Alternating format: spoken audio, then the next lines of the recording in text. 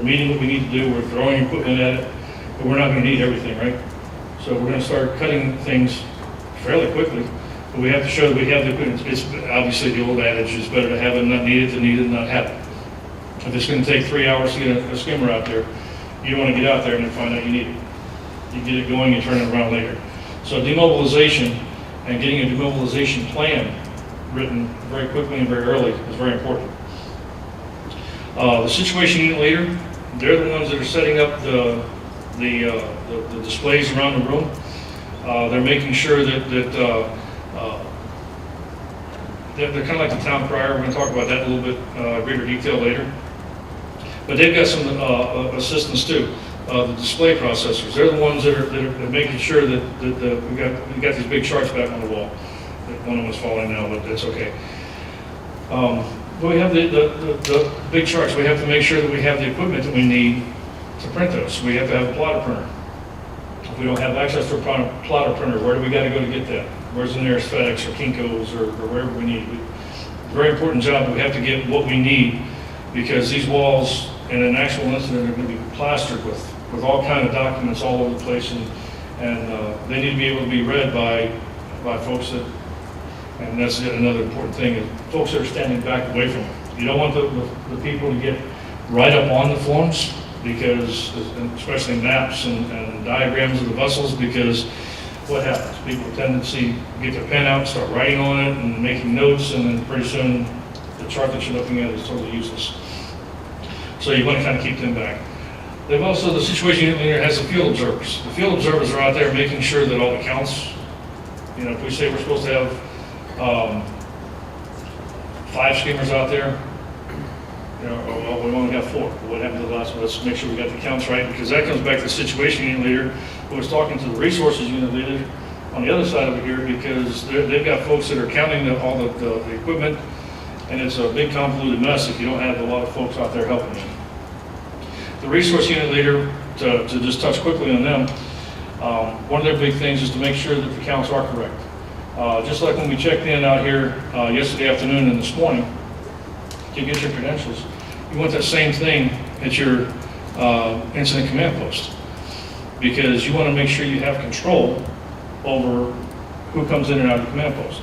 Now we have the technology, we can actually put barcodes on these credentials that you got today if we needed that, and we'd have scanners where you would scan in and out every time you came into the command post. Not always do we need that. Some companies do like to have that. Jumping over to the documentation unit leader, that's one. It's a very important role that needs to be filled. On an incident, who owns all of the original documents? Any ideas? Federal on-scene coordinator, whether it's the Coast Guard or the EPA, it's set that they own all the originals.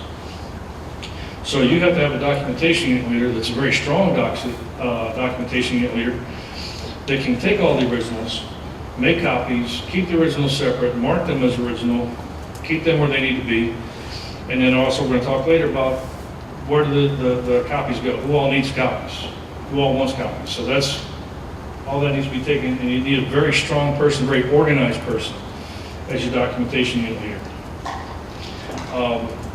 Jumping back into the middle, the environmental unit leader.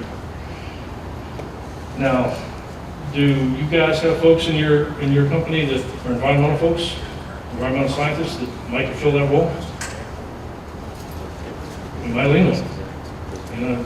It's going to use their expertise. They're also going to understand what goes on with your company, and it might be a little bit of a cost savings to you down the road. Now, there's some areas that you're going to go, California and Washington that come to mind, that they are going to be the environmental unit leader. They've already established that in Washington State and California, they're environmental folks. They're the OSPR or the fin and feather folks. They're going to be the ones that are in charge of that unit. They're going to be the environmental unit leader. You can have a co-person in there, and usually they don't mind that so much, but they will be listed as the environmental unit leader. The technical specialist, I think you had Alex in here running the COP for you earlier.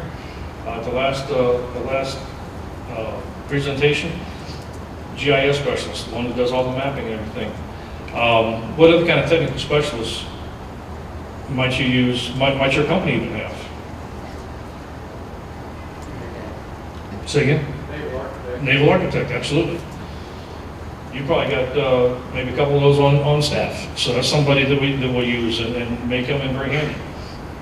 The Marine Transportation Safety Recovery Unit Leader, very important role, but that's later on. I'm going to come back to that and circle back around. I'm not going to beat that one up just yet. But are there any questions on the planning section?